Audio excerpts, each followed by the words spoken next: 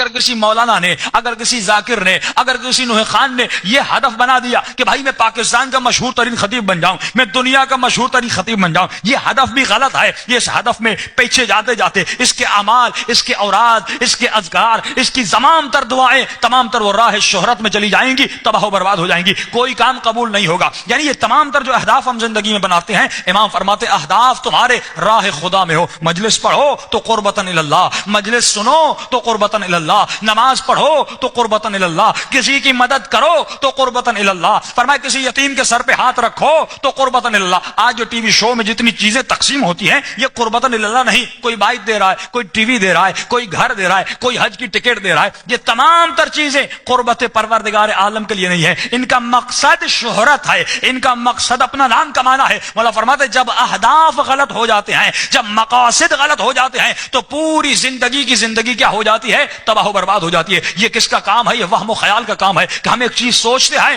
جو سوچ دھندلی ہے۔ کہ مولا فرماتے جو انسان حرام کا پیسہ کما رہا ہے اس کی مثال اس طرح ہے کہ یہ دریا پر، پانی پر اپنا گھر بنا رہا ہے۔ یہ گھر کتنے دن ٹکے گا؟ ایک دن ڈوب جائے گا۔ کہ یہی انسان جب قیامت کے دن اٹھے گا کہ میں نے بہت سارے ڈیفنس میں، وہاں پر میں نے بڑے امیروں کو دیکھا کہ اپنے گھر کے دروازے پر خیرات لگائی ہوئی ہے، یہ شہرت کے لیے کہ بھائی اگر غریبوں کو دینا ہے تو علی کی طرح دو۔ علی غریبوں کے دروازے پہ جاتے تھے، غریبوں کو اپنے دروازے پہ نہیں بلاتے تھے۔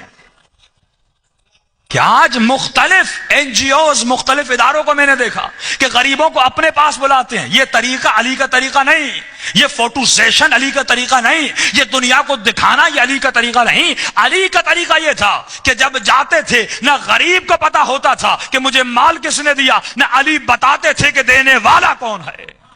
میں بھی خیر نہیں کر رہے کہ مولا فرماتے قیامت کے دن جب ان کو لایا جائے گا اولئک حبطت اعمالهم، کہے گا مولا میں نے اتنی مدد کی، میں نے اتنا مال دیا، میں نے اتنی مسجدیں بنائی، کہاں گیا میرا اجر؟ آواز آئے گی حبطت اعمالهم، تم نے شہرت کی وجہ سے، نفس و نفسانیت کی وجہ سے، اپنے نام کی وجہ سے کیا، تمام تر اعمال تباہ و برباد ہو گئے۔